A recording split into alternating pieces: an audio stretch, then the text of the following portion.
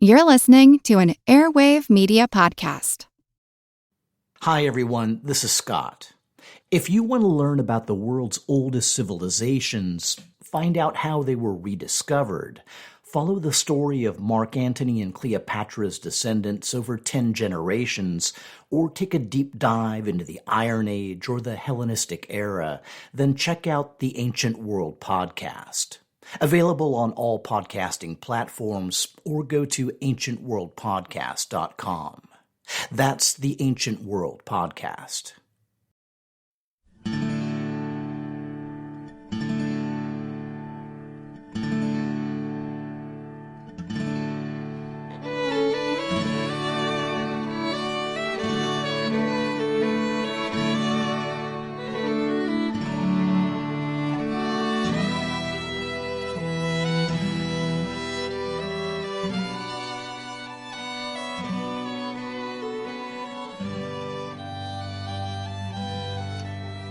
Hey everyone, thanks for tuning in to episode 517 of our Civil War podcast. My name is Rich. And I'm Tracy. Hello y'all, welcome to the podcast.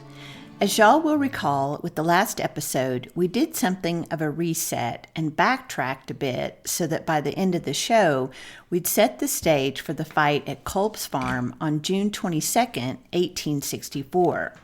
On the federal side, Sherman was shifting troops farther south, beyond the Confederate left flank, and so Joe Johnston, who had already decided to strengthen the rebel left by weakening his right, ordered John B. Hood to shift his position, moving his corps from the Confederate right to the far left of the Kennesaw line.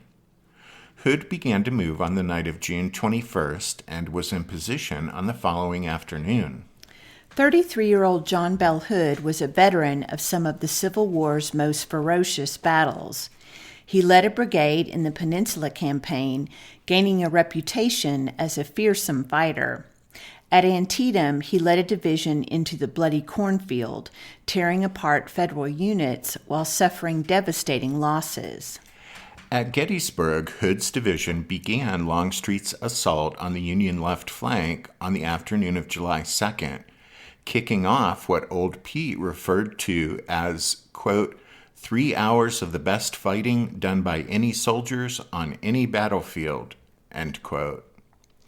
It was on that fateful day at Gettysburg that Hood suffered the first of 2 serious wounds, losing the use of his left arm after being hit by shrapnel from an artillery shell. The second of these wounds occurred just 2 months later.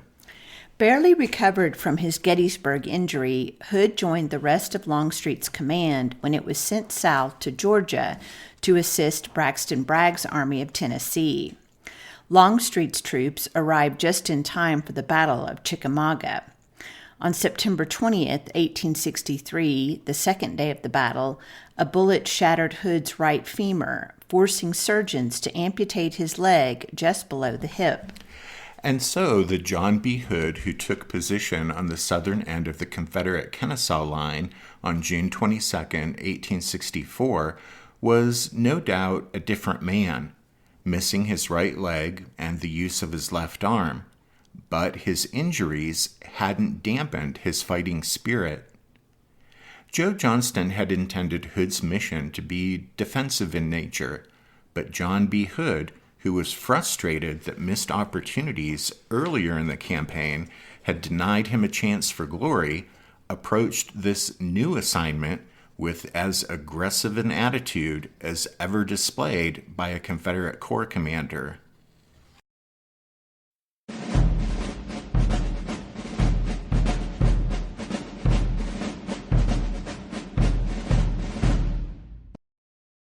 On June 22nd, the southern end of the Union line was held by 20th Corps and 23rd Corps, commanded by Joseph Hooker and John Schofield, respectively. Hooker and Hood had a history. At Antietam, it was Hood's division that struck and turned back Hooker's First Corps of the Army of the Potomac, causing dreadful casualties on both sides. Now, once again, they found themselves squaring off against each other. Since 20th Corps came west, it had become an integral part of Sherman's army group, and it was to have a major role in the events of June 22nd, south of Kennesaw. Its companion formation that day, 23rd Corps, was in its second year of existence, having been created in the spring of 1863. Unlike 20th Corps, 23rd had only served in the West, having taken part in the Knoxville campaign in late 1863 under Ambrose Burnside. Hooker's troops were positioned on the Kolb family's farm. Running left to right or north to south, the 20th Corps line was Dan Butterfield's 3rd Division, John Geary's 2nd Division, and Alpheus Williams' 1st Division. To their south lay 23rd Corps, with Milo Haskell's 2nd Division along the Powder Springs Road and Jacob Cox's division off to its right. The goal for these Federals was to carry out Sherman's orders to find where the Confederate flank was located and get around it. An advance by Hooker and Schofield along the Powder Springs Road, which ran directly to Marietta, would likely uncover the rebel flank and thus threaten to unravel the Confederate Army's Kennesaw line. Because of the unknown strength and position of the Confederates in their front, the Federal commanders sent out a small skirmish force of 2 regiments to perform reconnaissance. North of the Powder Springs Road, the 123rd New York from 20th Corps went forward, while south of the road, the 14th Kentucky from Haskell's 23rd Corps Division got the assignment. As these 2 regiments started to advance, they had no idea what they were about to encounter. By the time the New Yorkers and Kentuckians started to advance, it was about 3 p.m. While they went forward looking for the enemy, Hooker, who was anticipating a possible Confederate attack, ordered the rest of his corps to throw up defensive works. Of that order, Alpheus Williams would write, "The story was that the whole rebel army had concentrated, so no time was to be lost in getting into position and entrenching." In fact, Hooker believed so strongly that he was facing an attack that he sent for help. At 4 o'clock that afternoon, he sent a message to George Thomas, claiming that, quote, "The whole rebel army lies between my immediate front and Marietta, and they are marching in this direction.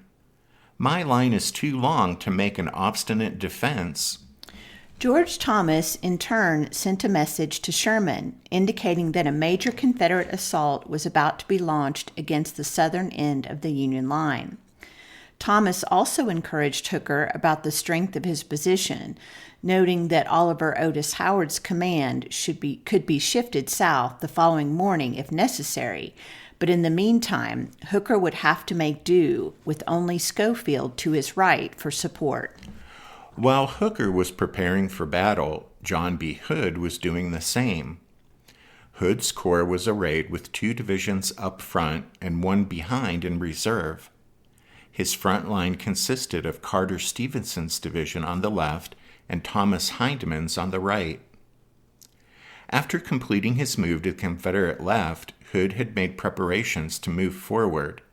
His job was to protect the rebel army's left or southern flank, yet Johnston's orders didn't specify exactly what he was to do or how he was to block the road to Marietta.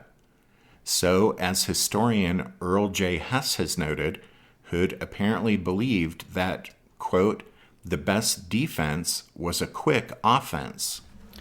Hood wanted to advance along the Powder Springs Road, hitting the Federals hard and thus discouraging or stopping any attempt on their part to push toward Marietta.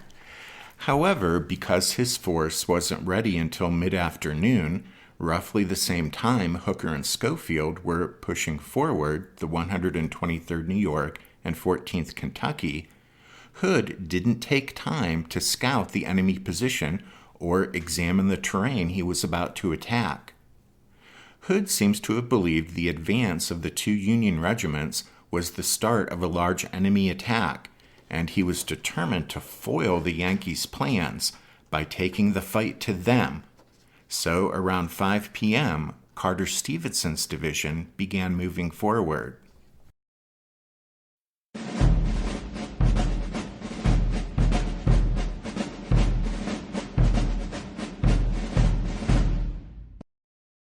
Sergeant Rice Bull of the 123rd New York, who had fought at New Hope Church almost 1 month before, recalled the terrifying opening moments of the clash at Kolb's farm on June 22nd. Being caught in their advanced position, he and his fellow New Yorkers quickly fell back, doing everything possible to avoid destruction by the oncoming Confederates. Quote, "They came without skirmishers, which meant an attack in force. We fired and dropped back through the woods and into an open field over which we would have to retreat for nearly half a mile to reach our battle line on the hill. The men there were working with pick and shovel, as men will work whose lives depend on constructing barricades to stop bullets. Back of them, we saw our batteries being wheeled into place. Everything was being done that could be for the fight that was coming." As the New Yorkers withdrew toward the main Federal line, they peppered Carter Stevenson's Confederates with musket fire, but the bullets slowed the advancing rebels not at all. The chaplain of the 150th New York, Edward Bartlett, recalled that as the men of the 123rd fell back, each soldier ran, quote, as though the devil himself was after him. Just south of the Powder Springs Road, the men of the 14th Kentucky also fell back. Together, these two regiments lost more than 100 casualties on June 22nd. Carter Stevenson's oncoming rebel division had a history of being in key battles. Formed in 1862, the division was part of the Vicksburg garrison during the Federal siege of that place the following year, and the men were paroled after the fall of the Riverside Fortress. Then, in late 1863, Stevenson's troops took part in the fighting around Chattanooga. When Hood ordered it forward at Kolb's farm, the division numbered roughly 6,000 men from Tennessee, Virginia, Alabama, North Carolina, and Georgia. On their left, Thomas Hindman's division brought the total attacking strength close to 11,000 Confederates. Now, while a strong force, they were attacking with little to no knowledge of the terrain ahead or the location of the enemy line. On the Federal side, while Hooker may have missed the mark in guessing he was facing the entire rebel army, his zealous preparations to meet a large-scale assault meant that the Confederates walked into a fierce storm of musket and artillery fire delivered by Yankees hunkered down in strong fortifications. As a veteran of the 13th New Jersey later remembered, the Federal artillery opened up first, raking the advancing rebel ranks with great effect. Quote, "Before the infantry fired a shot, the artillery poured a destructive fire of grape and canister into them, which caused them to waver and threw them into confusion, but they soon rallied in our front and pressed forward again impetuously." Once the Confederates came closer, the Federal infantry added their contribution to the already deadly artillery fire. To the right of Carter Stevenson's division, Hindman's rebel troops advanced as well, where they were met largely with cannon fire, with blast of canister tearing holes in the Confederate battle lines. Captain Joseph Shields of the 19th Ohio Artillery observed the effect of the canister on the advancing enemy ranks. Quote, "There was a mighty excitement in the moment. We threw canister into the guns, and then, like a tornado, volley after volley were sent plunging and tearing through the massed lines, strewing the ground with fallen men. It was a magnificent range for canister, and the effectiveness of the gunners' aim was terribly manifest. They trembled under the awful fire, wavered, and then retreated in confusion. As they retreated, the guns were elevated, and for a mile they were followed with a fierce storm of shot and shell." Hindman's rebels got no closer to the Union line than did Stevenson's men and were forced to fall back due to their heavy losses. The fighting on June 22nd lasted about 90 minutes.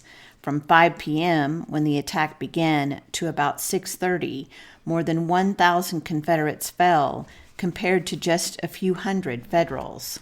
Several rebel regiments sustained well over 50% casualties. Stevenson's division suffered most of the Confederate losses, losing more than 800 men. After the firing stopped, Private Edmund Brown of the 27th Indiana recorded the sights of the war-torn landscape as evidence of the great slaughter around Kolb's farm. Quote, "Along the little stream ran a rail fence. The rebels had crowded behind this for protection, but were literally mowed down. The torn, bloody knapsacks, haversacks, and frequent pools of blood were ghastly evidences of how they suffered. The stream was choked up with bodies and discolored with blood. Around the house, where they had crowded for shelter, their bodies lay piled on one another."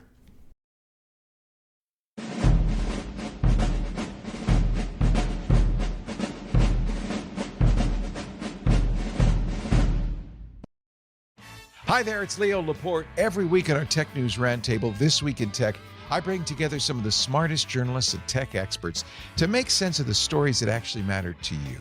We cut through the noise, have real conversations, and give you a clear look at the trends shaping the future. It's smart, it's fun, it's a show I love doing the most. You can download and subscribe at twit.tv/twit.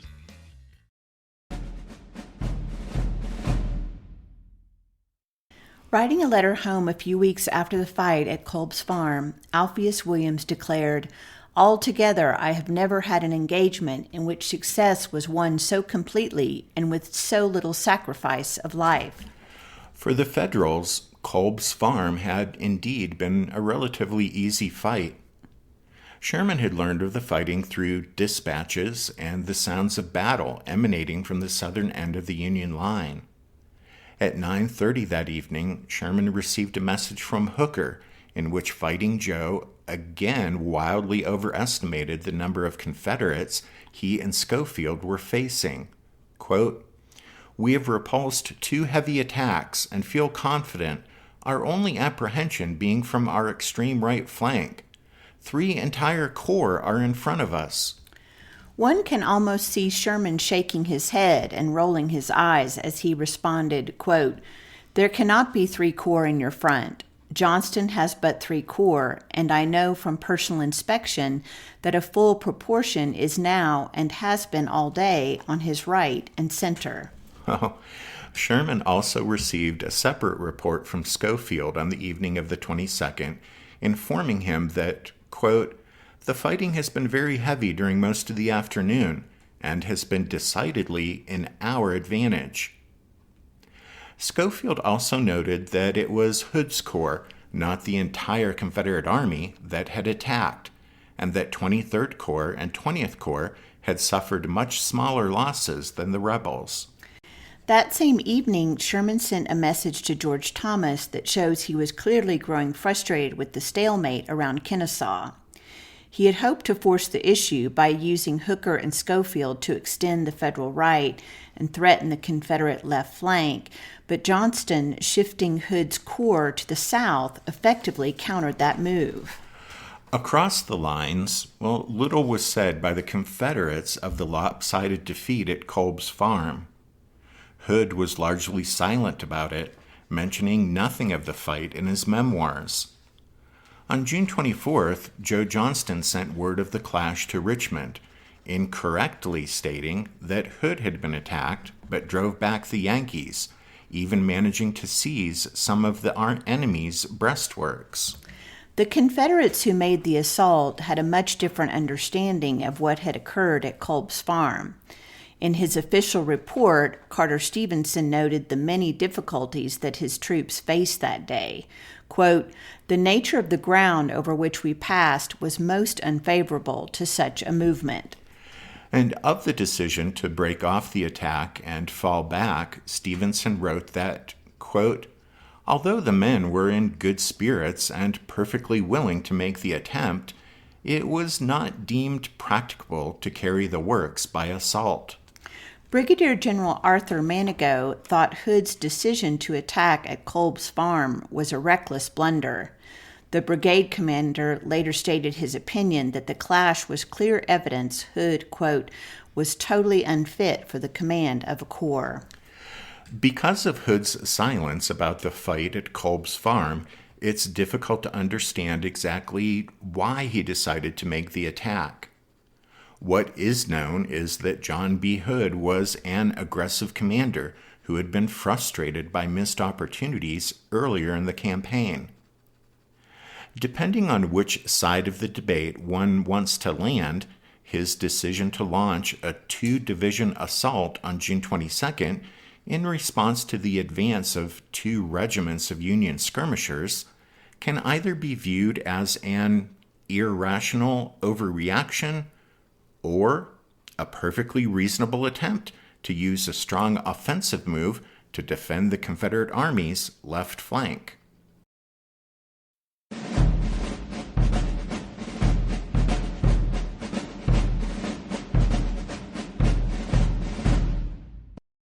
Hood's ill-fated assault at Kolb's farm was something of a bloody prelude for the upcoming Federal assault on Kennesaw Mountain.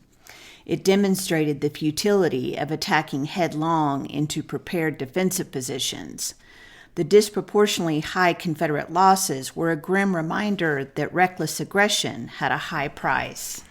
Had Sherman known that the attack hadn't been ordered by Joe Johnston, but was instead an ill-advised move by an aggressive Confederate Corps commander, perhaps he would have continued to put pressure on the rebel left.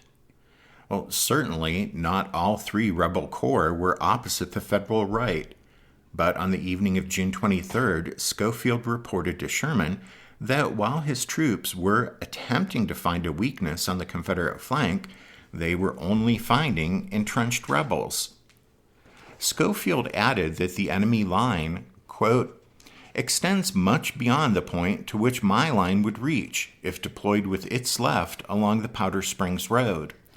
And so, based on the Confederate attack at Kolb's farm on the 22nd and Schofield's message on the night of the 23rd, it was becoming evident to Sherman that moving to the south wasn't working as he'd hoped. That evening, Sherman sat down to update Henry Halleck in Washington on the progress of the campaign. Quote, we continue to press forward, operating on the principle of an advance against fortified positions. The whole country is one vast fort, and Johnston must have a full 50 miles of connected trenches with abatis and finished batteries. We gain ground daily, fighting all the time. As y'all will recall, the abatis that Sherman referred to were sharpened spikes placed in front of the enemy entrenchments and meant to deter or at least slow down a Federal infantry attack. Exactly.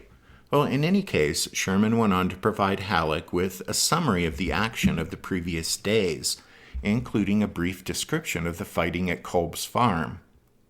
He informed Halleck of the difficulties his command was facing, but said he hoped to quickly break the current stalemate. Quote, our lines are now in close contact, and the fighting is incessant, with a good deal of artillery. As fast as we gain one position, the enemy has another already. But I think he will soon have to let go of Kennesaw, which is the key to the whole country. The weather is now better, and the roads are drying up fast. Our losses are light, and supplies are ample. Sherman's message to Halleck signaled that despite the difficulties up to that point, he was still optimistic on the evening of June 23rd about forcing the rebels from their Kennesaw line.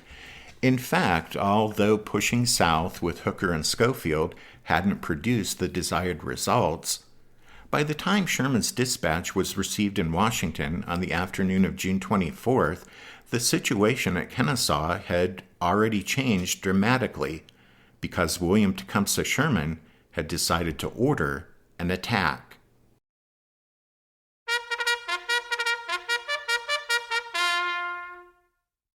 That means it's time for this episode's book recommendation, and our recommendation this time is Clash at Kennesaw, June and July 1864, by Russell W. Blount, Jr.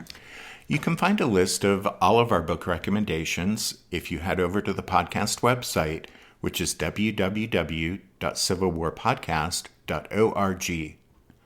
Also at the website, you can find information about joining the Strawfoot Brigade over on Patreon and supporting the podcast in that way. As we wrap up this show, we'll remind you that the music you hear at the beginning and at the end of every episode is from the song Midnight on the Water, and we use it with the kind permission of Spiritwood Music. Well, thanks for listening to this episode of the podcast. Tracy and I do hope that you join us again next time, but until then, take care. Thanks, everyone. Bye.